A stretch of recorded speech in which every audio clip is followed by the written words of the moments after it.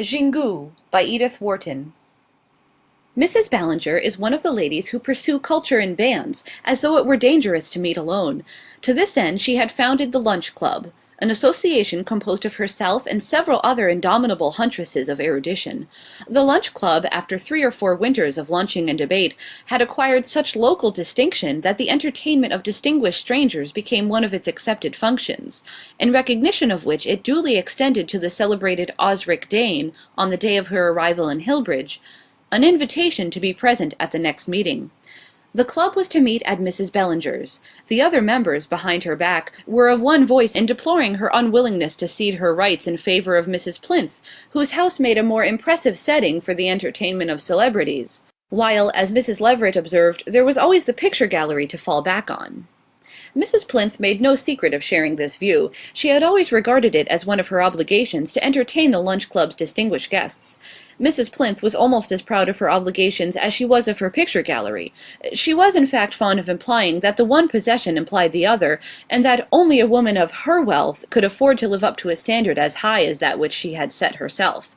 An all-round sense of duty, roughly adaptable to various ends, was, in her opinion, all that Providence exacted of the more humbly stationed, but the power which had predestined Mrs. Plinth to keep a footman clearly intended her to maintain an equally specialized staff of responsibilities. It was the more to be regretted that Mrs. Ballinger, whose obligations to society were bounded by the narrow scope of 2 parlour-maids, should have been so tenacious of the right to entertain Osric Dane. The question of that lady's reception had for a month past profoundly moved the members of the Lunch Club. It was not that they felt themselves unequal to the task, but that their sense of the opportunity plunged them into the agreeable uncertainty of the lady who weighs the alternatives of a well-stocked wardrobe. If such subsidiary members as Mrs. Leveret were fluttered by the thought of exchanging ideas with the author of The Wings of Death, no forebodings disturbed the conscious adequacy of Mrs. Plinth, Mrs. Ballinger, and Miss Van Vlyck. The Wings of Death had, in fact, at Miss Van Vlyck's suggestion, been chosen as the subject of discussion at the last club meeting, and each member had thus been enabled to express her own opinion or to appropriate whatever sounded well in the comments of others. Mrs. Roby alone had abstained from profiting by the opportunity, but it was now openly recognized that, as a member of the Lunch Club, Mrs. Roby was a failure. It all comes, as Miss Van Vlyck put it, of accepting a woman on a man's estimation. Mrs. Roby, returning to Hillbridge from a prolonged sojourn in exotic lands, the other ladies no longer took the trouble to remember where, had been heralded by the distinguished biologist, Professor Forland, as the most agreeable woman he had ever met, and the members of the Lunch Club, impressed by an encomium that carried the weight of a diploma, and rashly assuming that the professor's social sympathies would follow the line of his professional bent, had seized the chance of annexing a biological member. Their disillusionment was complete. At Miss Van Vlyck's first offhand mention of the pterodactyl, Mrs. Roby had confusedly murmured, "I know so little about meters," and after that painful betrayal of incompetence, she had prudently withdrawn from farther participation in the mental gymnastics of the club. "I suppose she flattered him," Miss Van Vlyck summed up, "or else it's the way she does her hair." The dimensions of Miss Van Vlyck's dining room having restricted the membership of the club to 6, the non-conductiveness of one member was a serious obstacle to the exchange of ideas, and some wonder had already been expressed that Mrs. Roby should care to live, as it were, on the intellectual bounty of the others. This feeling was increased by the discovery that she had not yet read The Wings of Death. She owned to having heard the name of Osric Dane, but that, incredible as it appeared, was the extent of her acquaintance with the celebrated novelist. The ladies could not conceal their surprise, but Mrs. Ballinger, whose pride in the club made her wish to put even Mrs. Roby in the best possible light, gently insinuated that, though she had not had time to acquaint herself with The Wings of Death, she must at least be familiar with its equally remarkable predecessor, The Supreme Instant. Mrs. Roby wrinkled her sunny brows in a conscientious effort of memory, as a result of which she recalled that, oh yes, she had seen the book at her brother's when she was staying with him in Brazil, and had even carried it off to read one day on a boating party, but they had all got to shying things at each other in the boat, and the book had gone overboard, so she had never had the chance. The picture evoked by this anecdote did not increase Mrs. Roby's credit with the club, and there was a painful pause, which was broken by Mrs. Plinth's remarking, "I can understand that, with all your other pursuits, you should not find much time for reading, but I should have thought you might at least have got up The Wings of Death before Osric Dane's arrival." Mrs. Roby took this rebuke good-humouredly. She had meant, she owned, to glance through the book, but she had been so absorbed in a novel of Trollope's that— "No one reads Trollope now," Mrs. Ballinger interrupted. Mrs. Roby looked pained. "I'm only just beginning," she confessed. "And does he interest you?" Mrs. Plinth inquired. "He amuses me." "Amusement," said Mrs. Plinth, "is hardly what I look for in my choice of books." "Oh, certainly, The Wings of Death is not amusing," ventured Mrs. Leveret, whose manner of putting forth an opinion was like that of an obliging salesman with a variety of other styles to submit if his first selection does not suit. "Was it meant to be?" inquired Mrs. Plinth, who was fond of asking questions that she permitted no one but herself to answer. "Assuredly not."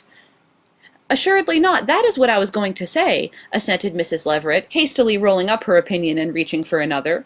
"It was meant to elevate." Miss Van Vlyck adjusted her spectacles as though they were the black cap of condemnation. "I hardly see," she interposed, "how a book steeped in the bitterest pessimism can be said to elevate, however much it may instruct." "I meant, of course, to instruct," said Mrs. Leveret, flurried by the unexpected distinction between two terms which she had supposed to be synonymous. Mrs. Leveret's enjoyment of the lunch club was frequently marred by such surprises, and, not knowing her own value to the other ladies as a mirror for their mental complacency, she was sometimes troubled by a doubt of her worthiness to join in their debates. It was only the fact of having a dull sister who thought her clever that saved her from a sense of hopeless inferiority. "Do they get married in the end?" Mrs. Roby interposed. "They who?" the lunch club collectively exclaimed. "Why, the girl and man. It's a novel, isn't it? I always think that's the one thing that matters. If they're parted, it spoils my dinner." Mrs. Plinth and Mrs. Ballinger exchanged scandalized glances, and the latter said— "I should hardly advise you to read The Wings of Death in that spirit. For my part, when there are so many books one has to read, I wonder how anyone can find time for those that are merely amusing."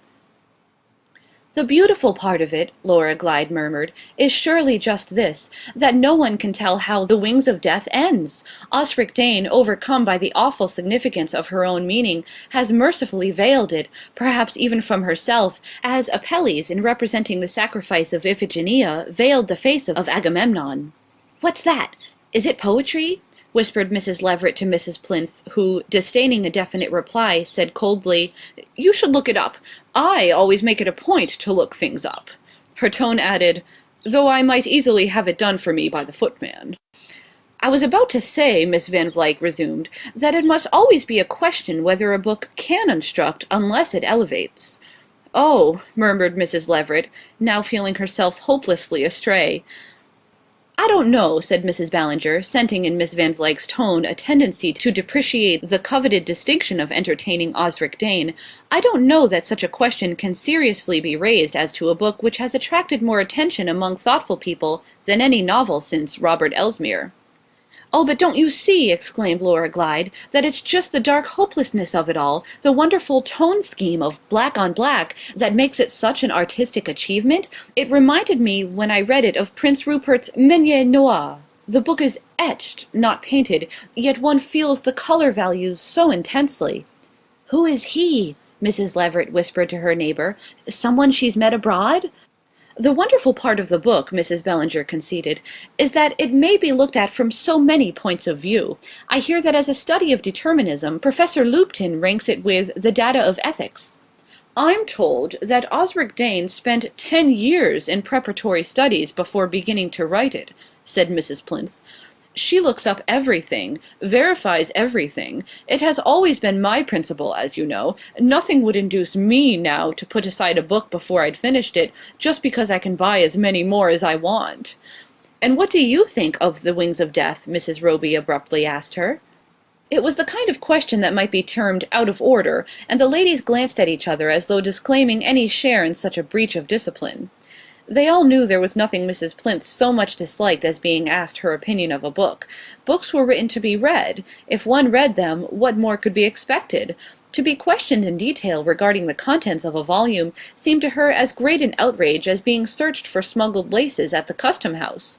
The club had always respected this idiosyncrasy of Mrs. Plinth's. Such opinions as she had were imposing and substantial. Her mind, like her house, was furnished with monumental pieces that were not meant to be disarranged, and it was one of the unwritten rules of the lunch club that, within her own province, each member's habits of thought should be respected. The meeting therefore closed with an increased sense, on the parts of the other ladies, of Mrs. Roby's hopeless unfitness to be one of them. Part 2. Mrs. Leveret, on the eventful day, arrived early at Mrs. Ballinger's, her volume of appropriate allusions in her pocket. It always flustered Mrs. Leveret to be late at the lunch club. She liked to collect her thoughts and gather a hint, as the others assembled, of the turn the conversation was likely to take. Today, however, she felt herself completely at a loss, and even the familiar contact of appropriate allusions, which stuck into her as she sat down, failed to give her any reassurance. It was an admirable little volume, compiled to meet all the social emergencies, so that, whether on the occasion of anniversaries, joyful or melancholy, as the classification ran, of banquets, social or municipal, or of baptisms, Church of England or sectarian, its student need never be at a loss for a pertinent reference. Mrs. Leveret, though she had for years devoutly conned its pages, valued it, however, rather for its moral support than for its practical services. For though in the privacy of her own room she commanded an army of quotations, these invariably deserted her at the critical moment, and the only phrase she retained, "Canst thou draw out Leviathan with a hook?" was one she had never yet found occasion to apply. Today she felt that even the complete mastery of the volume would hardly have ensured her self-possession, for she thought it probable that, even if she did, in some miraculous way, remember an allusion, it would only be to find that Osric Dane used a different volume. Mrs. Leveret was convinced that literary people always carried them, and would consequently not recognize her quotations. Mrs. Leveret's sense of being adrift was intensified by the appearance of Mrs. Ballinger's drawing-room. To a careless eye its aspect was unchanged, but those acquainted with Mrs. Ballinger's way of arranging her books would instantly have detected the marks of recent perturbation. Mrs. Ballinger's province, as a member of the lunch club, was the book of the day. On that, whatever it was, from a novel to a treatise on experimental psychology, she was confidently, authoritatively up. What became of last year's books, or last week's even, what she did with the subjects she had previously professed with equal authority, no one had ever yet discovered. Her mind was an hotel, where facts came and went like transient lodgers, without leaving their address behind, and frequently without paying for their board. It was Mrs. Ballinger's boast that she was abreast with the thought of the day, and her pride that this advanced position should be expressed by the books on her table. These volumes, frequently renewed, and almost always damp from the press, bore names generally unfamiliar to Mrs. Leveret, and giving her, as she furtively scanned them, a disheartening glimpse of new fields of knowledge, to be breathlessly traversed in Mrs. Ballinger's wake. But today a number of mature-looking volumes were adroitly mingled with the Primaire of the Press. Karl Marx jostled Professor Bergson, and the Confessions of St. Augustine lay beside the last work on Mendelism, so that even to Mrs. Leveret's fluttered perceptions it was clear that Mrs. Ballinger didn't in the least know what Osric Dane was likely to talk about, and had taken measures to be prepared for anything. Mrs. Leveret felt like a passenger on an ocean steamer who is told that there is no immediate danger, but that she had better put on her life-belt. It was a relief to be roused from these forebodings by Miss Van Vlyck's arrival. "Well, my dear," the newcomer briskly asked her hostess, "what subjects are we to discuss today?" Mrs. Ballinger was furtively replacing a volume of Wordsworth by a copy of Verlaine. "I hardly know," she said, somewhat nervously. "Perhaps we had better leave that to circumstances." "Circumstances?" said Miss Van Vlyck dryly. "That means, I suppose, that Laura Glyde will take the floor as usual, and we shall be deluged with literature." Philanthropy and statistics were Miss Van Vlyck's province, and she resented any tendency to divert their guests' attention from these topics. Mrs. Plinth at this moment appeared. "Literature?" she protested in a tone of remonstrance. "But this is perfectly unexpected. I understood we were to talk of Osric Dane's novel." Mrs. Ballinger winced at the discrimination, but let it pass. "We can hardly make that our chief subject, at least not too intentionally," she suggested. "Of course we can let our talk drift in that direction, but we ought to have some other topic as an introduction, and that is what I wanted to consult you about. The fact is, we know so little of Osric Dane's tastes and interests that it is difficult to make any special preparation." "It may be difficult," said Mrs. Plinth with decision, "but it is necessary. I know what that happy-go-lucky principle leads to. As I told one of my nieces the other day, there are certain emergencies for which a lady should always be prepared. It's in shocking taste to wear colours when one pays a visit of condolence, or a last year's dress when there are reports that one's husband is on the wrong side of the market, and so it is with conversation. All I ask is that I should know beforehand what is to be talked about, then I feel sure of being able to say the proper thing."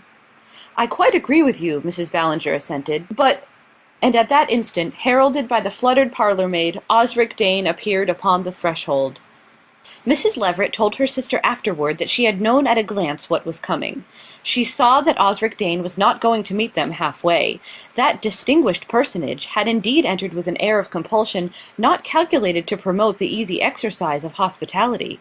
She looked as though she were about to be photographed for a new edition of her books.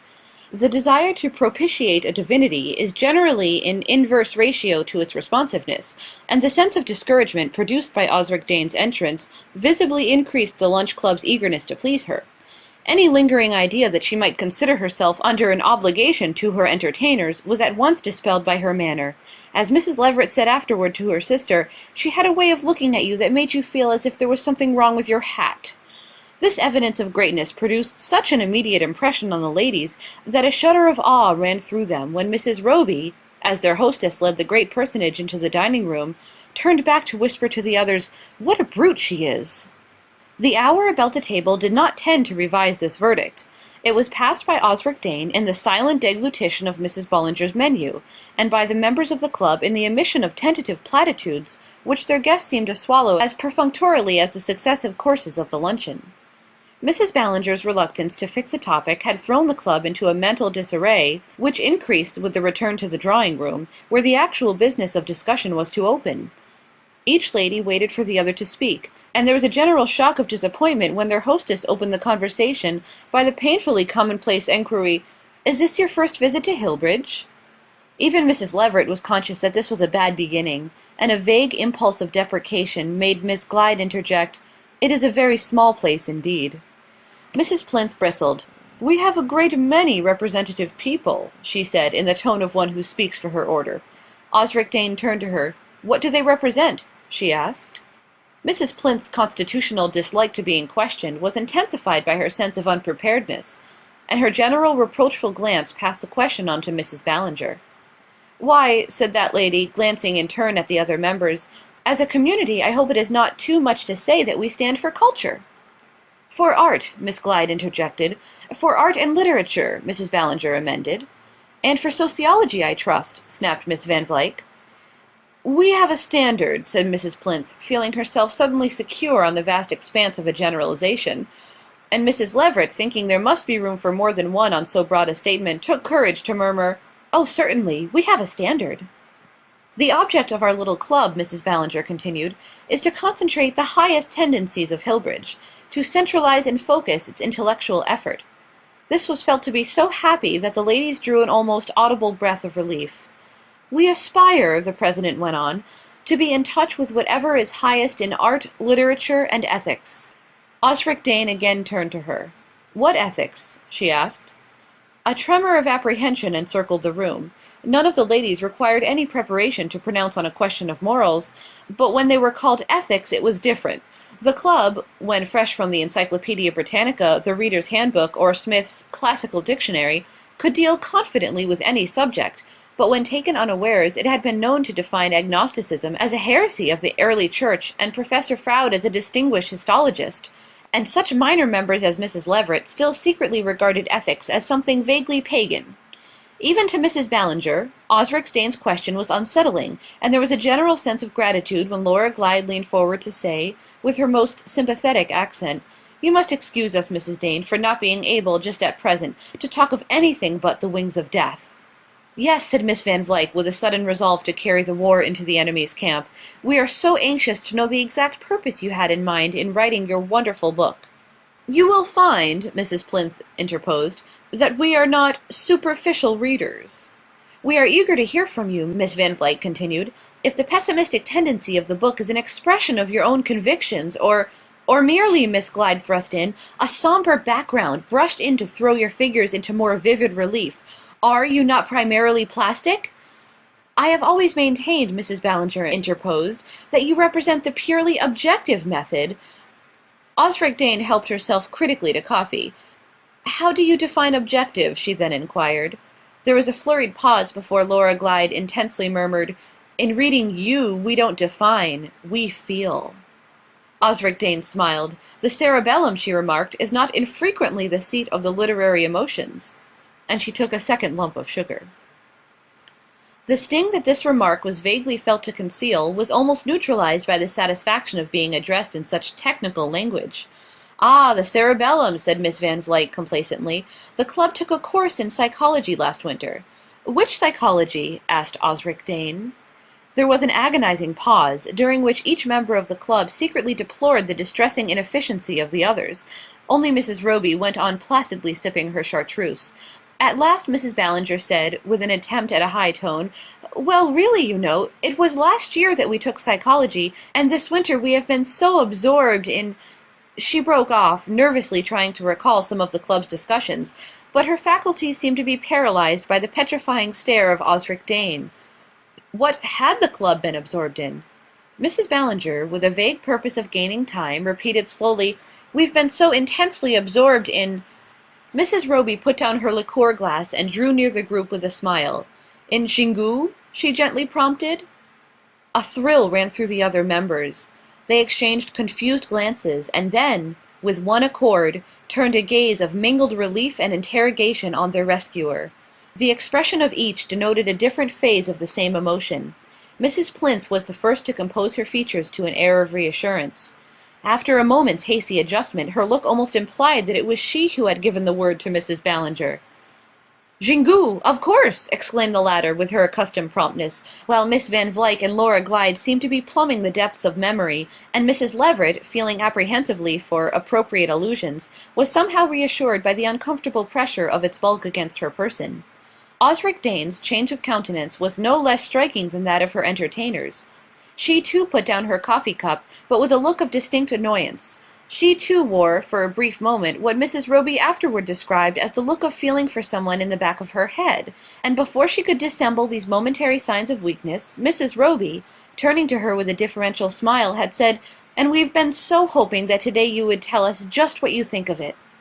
Osric Dane received the homage of the smile as a matter of course, but the accompanying question obviously embarrassed her, and it became clear to her observers that she was not quick at shifting her facial scenery. It was as though her countenance had so long been set in an expression of unchallenged superiority that the muscles had stiffened and refused to obey her orders. Xingu, she said, as if seeking in her turn to gain time.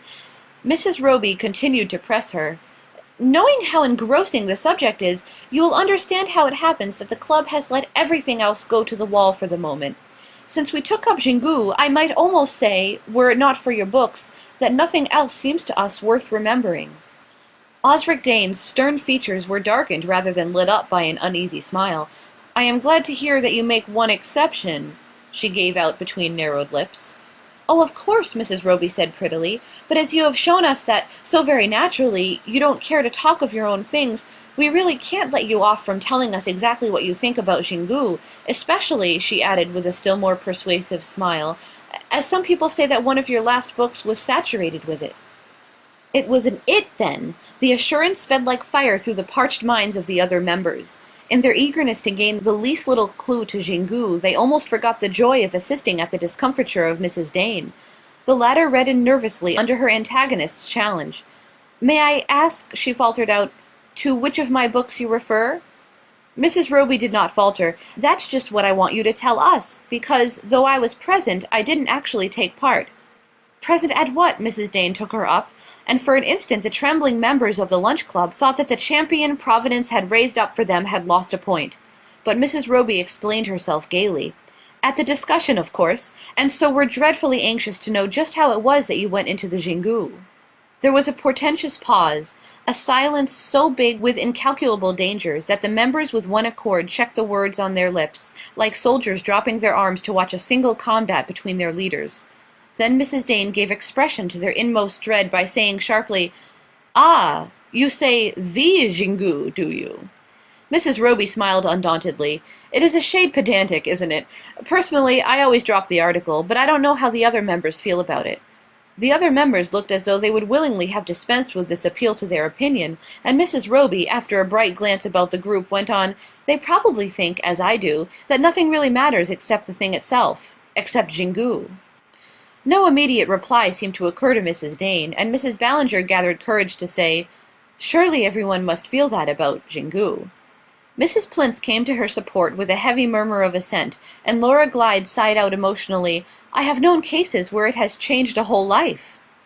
"It has done me worlds of good," Mrs. Leveret interjected, seeming to herself to remember that she had either taken it or read it the winter before.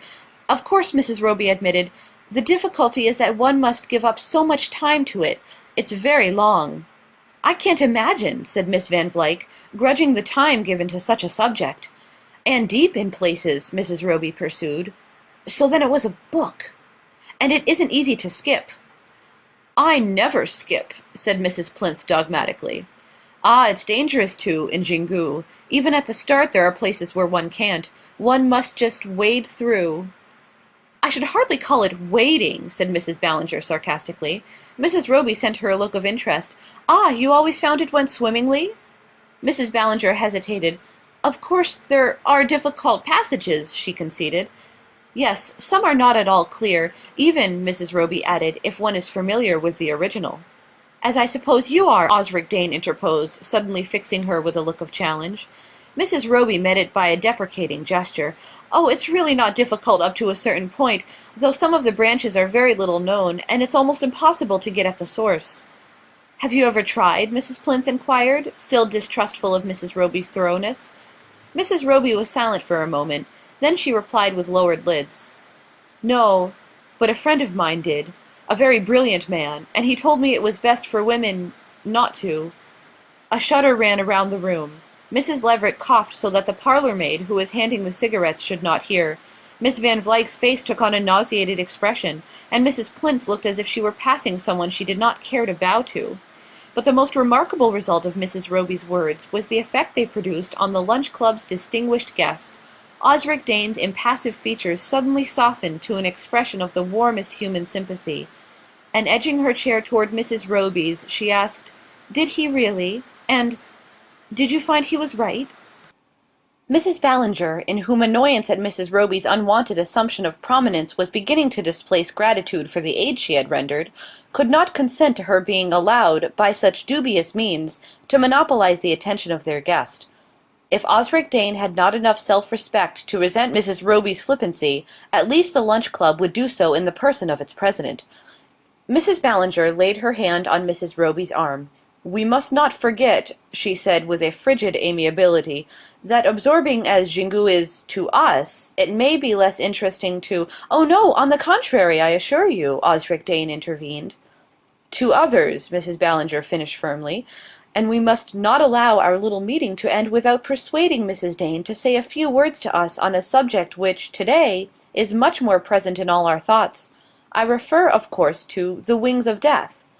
The other members, animated by various degrees of the same sentiment, and encouraged by the humanized mien of their redoubtable guest, repeated after Mrs. Ballinger, "Oh yes, you really must talk to us a little about your book." Osric Dane's expression became as bored, though not as haughty, as when her work had been previously mentioned. But before she could respond to Mrs. Ballinger's request, Mrs. Roby had risen from her seat and was pulling down her veil over her frivolous nose. "I'm so sorry," she said, advancing towards her hostess with outstretched hand, "but before Mrs. Dane begins I think I'd better run away. Unluckily, as you know, I haven't read her books, so I should be at a terrible disadvantage among you all, and besides, I've an engagement to play bridge." If Mrs. Roby had simply pleaded her ignorance of Osric Dane's work as a reason for withdrawing, the Lunch Club, in view of her recent prowess, might have approved such evidence of discretion. But to couple this excuse with the brazen announcement that she was foregoing the privilege for the purpose of joining a bridge party was only one more instance of her deplorable lack of discrimination. The ladies were disposed, however, to feel that her departure, now that she had performed the sole service she was ever likely to render them, would probably make for greater order and dignity in the impending discussion, besides relieving them of the sense of self-distrust which her presence always mysteriously produced. Mrs. Ballinger therefore restricted herself to a formal murmur of regret, and the other members were just grouping themselves comfortably about Osric Dane, when the latter, to their dismay, started up from the sofa on which she had been seated. "Oh, do wait, and I'll go with you," she called out to Mrs. Roby, and, seizing the hands of the disconcerted members, she administered a series of farewell pressures with the mechanical haste of a railway conductor punching tickets. "I'm so sorry, I'd quite forgotten," she flung back at them from the threshold, and as she joined Mrs. Roby, who had turned in surprise at her appeal, the other ladies had the mortification of hearing her say, in a voice which she did not take the pains to lower, "If you'll let me walk a little way with you, I should so like to ask you a few more questions about Xingu."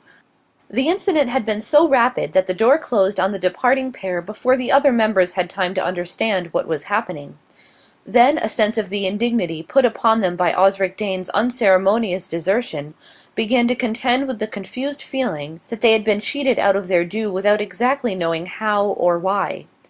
There was a silence, during which Mrs. Ballinger, with a perfunctory hand, rearranged the skilfully grouped literature at which her distinguished guest had not so much as glanced. Then Miss Van Vlyck tartly pronounced, "Well, I can't say that I consider Osric Dane's departure a great loss."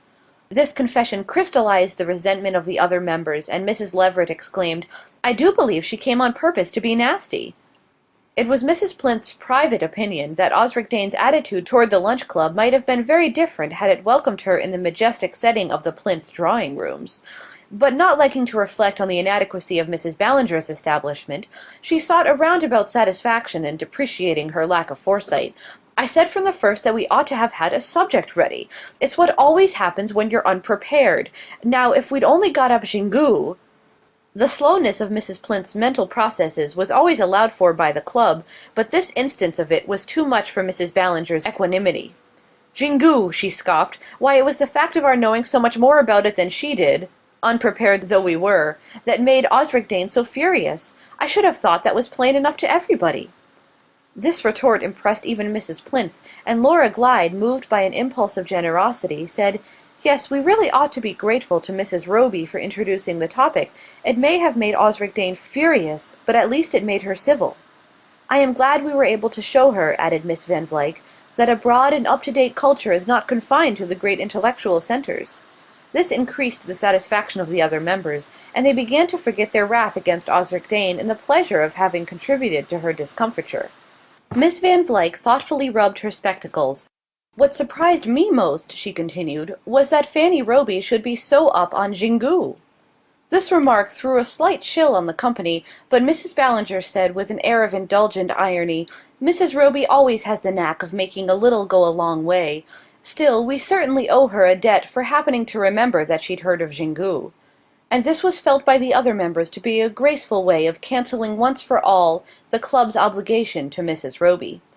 Even Mrs. Leveret took courage to speed a timid shaft of irony. "I fancy Osric Dane hardly expected to take a lesson in Xingu at Hillbridge." Mrs. Ballinger smiled. "When she asked me what we represented, do you remember? I wish I'd simply said, 'We represented Xingu.'" All the ladies laughed appreciatively at this sally, except Mrs. Plinth, who said, after a moment's deliberation, "I'm not sure it would have been wise to do so." Mrs. Ballinger, who was already beginning to feel as if she had launched at Osric Dane the retort which had just occurred to her, turned ironically on Mrs. Plinth. "May I ask why?" she inquired. Mrs. Plinth looked grave. "Surely," she said, "I understood from Mrs. Roby herself that the subject was one it was as well not to go into too deeply." Miss Van Vlyck rejoined with precision, "I think that applied only to an investigation of the origin of the and suddenly she found that her usually accurate memory had failed her. "It's a part of the subject I never studied myself," she concluded. "Nor I," said Mrs. Ballinger. Laura Glyde bent toward them with widened eyes. "And yet it seems, doesn't it, the part that is fullest of an esoteric fascination?" "I don't know on what you base that," said Miss Van Vlyck argumentatively.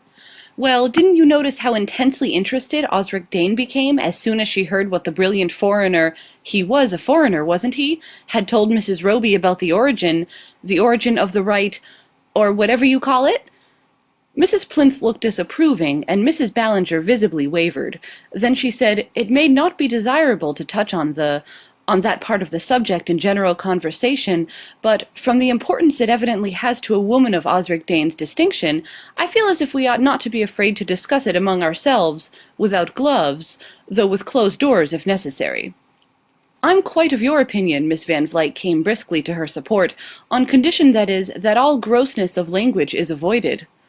"Oh, I'm sure we shall understand without that," Mrs. Leveret tittered, and Laura Glyde added significantly, "I fancy we can read between the lines," while Mrs. Ballinger rose to assure herself that the doors were really closed. Mrs. Plinth had not yet given her adhesion. "I hardly see," she began, "what benefit is to be derived from investigating such peculiar customs." But Mrs. Ballinger's patience had reached the extreme limit of tension. "This at least," she returned, "that we shall not be placed again in the humiliating position of finding ourselves less up on our own subjects than Fanny Roby." Even to Mrs. Plinth this argument was conclusive. She peered furtively about the room and lowered her commanding tones to ask, "Have you got a copy?" A copy?" stammered Mrs. Ballinger.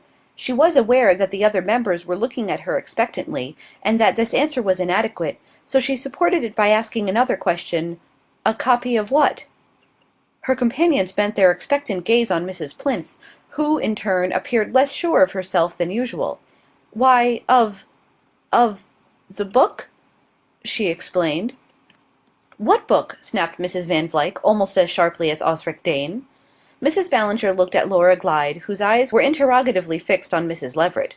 The fact of being deferred was so new to the latter that it filled her with an insane temerity. "Why, Xingu, of course!" she exclaimed. A profound silence followed this challenge to the resources of Mrs. Ballinger's library, and the latter, after glancing nervously toward the books of the day, returned with dignity, "It's not a thing one cares to leave about." "I should think not!" exclaimed Mrs. Plinth. "It is a book, then," said Miss Van Vlyck. This again threw the company into disarray, and Mrs. Ballinger, with an impatient sigh, rejoined, "Why, there is a book, naturally." "Then why did Miss Glyde call it a religion?" Laura Glyde started up. "A religion? I never—" "Yes, you did," Miss Van Vlyck insisted. "You spoke of rites, and Mrs. Plinth said it was a custom." Miss Glyde was evidently making a desperate effort to recall her statement, but accuracy of detail was not her strongest point. At length she began in a deep murmur, "Surely they used to do something of the kind at the Eleusinian Mysteries."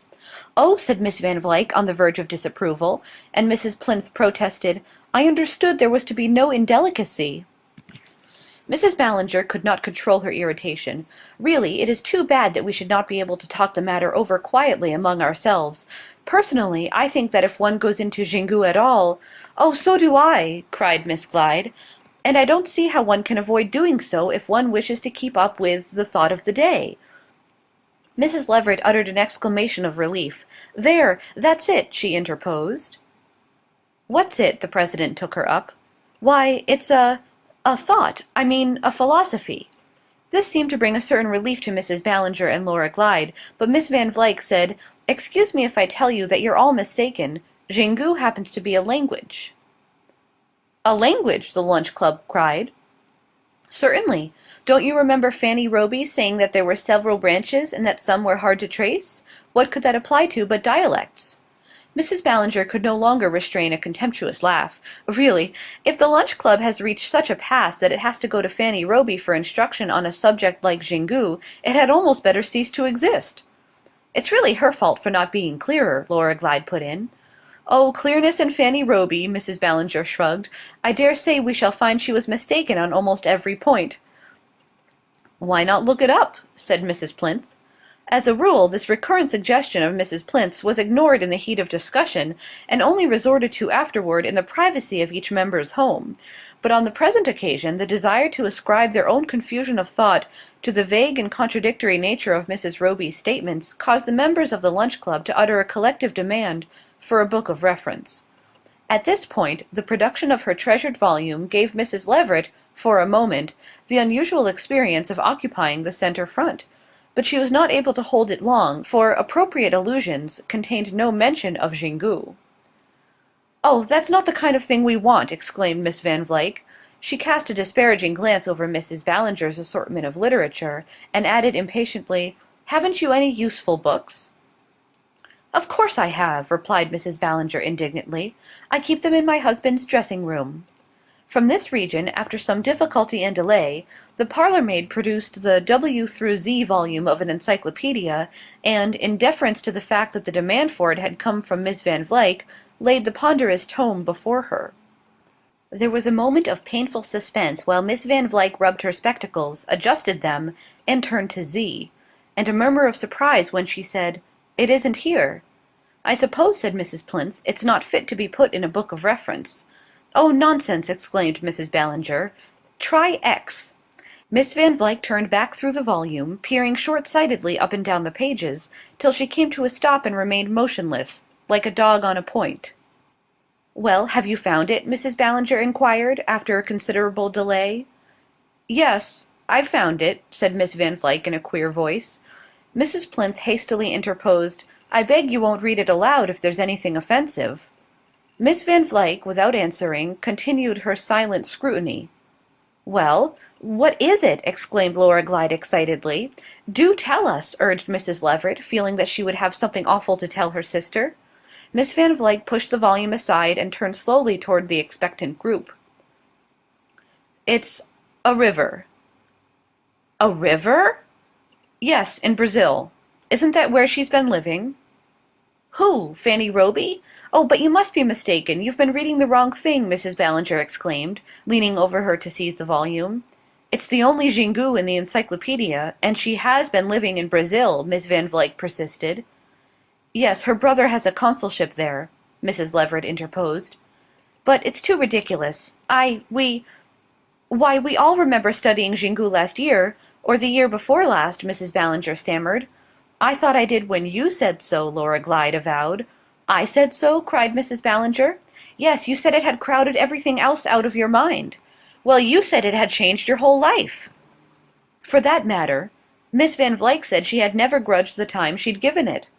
Mrs. Plinth interposed. "I made it clear that I knew nothing whatever of the original." Mrs. Ballinger broke off the dispute with a groan. "Oh, what does it all matter if she's been making fools of us? I believe Miss Van Vluyck's right. She was talking of the river all the while." "How could she? It's too preposterous!" Miss Glyde exclaimed. "Listen." Miss Van Vluyck had repossessed herself of the encyclopedia and restored her spectacles to a nose reddened by excitement. "The Xingu, one of the principal rivers of Brazil, rises on the plateau of Mato Grosso, and flows in a northerly direction for a length of no less than 1,118 miles, entering the Amazon near the mouth of the latter river. The upper course of the Xingu is auriferous and fed by numerous branches. Its source was first discovered in 1884 by the German explorer von den Steinen, after a difficult and dangerous expedition through a region inhabited by tribes still in the Stone Age of culture." The ladies received this communication in a state of stupefied silence, from which Mrs. Leveret was the first to rally. She certainly did speak of its having branches. The word seemed to snap the last thread of their incredulity. "And of its great length," gasped Mrs. Ballinger. "She said it was awfully deep, and you couldn't skip, you just had to wade through," Miss Glyde added. The idea worked its way more slowly through Mrs. Plinth's compact resistances. "How could there be anything improper about a river?" she inquired. "Improper?" "Why, what she said about the source, that it was corrupt." "Not corrupt, but hard to get at," Laura Glyde corrected. "Someone who'd been there had told her so. I dare say it was the explorer himself. Didn't it say the expedition was dangerous?" "Difficult and dangerous," read Miss Van Vluyck. Mrs. Ballinger pressed her hands to her throbbing temples. "There's nothing she said that wouldn't apply to a river, to this river." She swung about excitedly to the other members. "Why, do you remember her telling us that she hadn't read The Supreme Instant because she'd taken it on a boating party while she was staying with her brother, and someone had shied it overboard? Shied, of course, was her own expression." The ladies breathlessly signified that the expression had not escaped them. "Well, and then didn't she tell Osric Dane that one of her books was simply saturated with Xingu? Of course it was, if one of Mrs. Roby's rowdy friends had thrown it into the river." This surprising reconstruction of the scene in which they had just participated left the members of the lunch club inarticulate. At length Mrs. Plinth, after visibly labouring with the problem, said in a heavy tone, "Osric Dane was taken in too." Mrs. Leveret took courage at this. Perhaps that's what Mrs. Roby did it for. She said Osric Dane was a brute, and she may have wanted to give her a lesson. Miss Van Vlyck frowned. It was hardly worth while to do it at our expense. At least, said Miss Glyde with a touch of bitterness, she succeeded in interesting her, which was more than we did. What chance had we? Rejoined Mrs. Ballinger. Mrs. Roby monopolized her from the first, and that, I've no doubt, was her purpose, to give Osric Dane a false impression of her own standing in the club. She would hesitate at nothing to attract attention. We all know how she took in poor Professor Foreland. She actually makes him give bridge teas every Thursday, Mrs. Leveret piped up. Laura Glyde struck her hands together. Why, this is Thursday, and it's there she's gone, of course, and taken Osric with her. And they're shrieking over us at this moment, said Mrs. Ballinger between her teeth. This possibility seemed too preposterous to be admitted. She would hardly dare, said Miss Van Vlyck, confess the imposture to Osric Dane. I'm not so sure. I thought I saw her make a sign as she left. If she hadn't made a sign, why should Osric Dane have rushed out after her? Well, you know, we'd all been telling her how wonderful Xingu was, and she said she wanted to find out more about it, Mrs. Leveret said, with a tardy impulse of justice to the absent. This reminder, far from mitigating the wrath of the other members, gave it a stronger impetus. Yes, and that's exactly what they're both laughing over now, said Laura Glyde ironically. Mrs. Plinth stood up and gathered her expensive furs about her monumental form. I have no wish to criticize, she said, but unless the Lunch Club can protect its members against the recurrence of such unbecoming scenes, I, for one— Oh, so do I, agreed Miss Glyde, rising also. Miss Van Vlyck closed the encyclopedia and proceeded to button herself into her jacket. My time is really too valuable, she began. I fancy we are all of one mind, said Mrs. Ballinger, looking searchingly at Mrs. Leveret, who looked at the others. I always deprecate anything like a scandal, Mrs. Plinth continued. She has been the cause of one today, exclaimed Mrs. Glyde. Mrs. Leveret moaned, I don't see how she could. And Miss Van Vlyck said, picking up her notebook, some women stop at nothing. But if, Mrs. Plinth took up her argument impressively, anything of the kind had happened in my house— It never would have, her tone implied. I should have felt that I owed it to myself either to ask for Mrs. Roby's resignation or to offer mine. Oh, Mrs. Plinth, gasped the Lunch Club. Fortunately for me, Mrs. Plinth continued with awful magnanimity, the matter was taken out of my hands by our president's decision that the right to entertain distinguished guests was a privilege vested in her office, and I think the other members will agree that, as she was alone in this opinion, she ought to be alone in deciding on the best way of effacing its really deplorable consequences. A deep silence followed this outbreak of Mrs. Plinth's long-stored resentment. I don't see why I should be expected to ask her to resign, Mrs. Ballinger at length began, but Laura Glyde turned back to remind her, you know she made you say that you'd got on swimmingly in Xingu.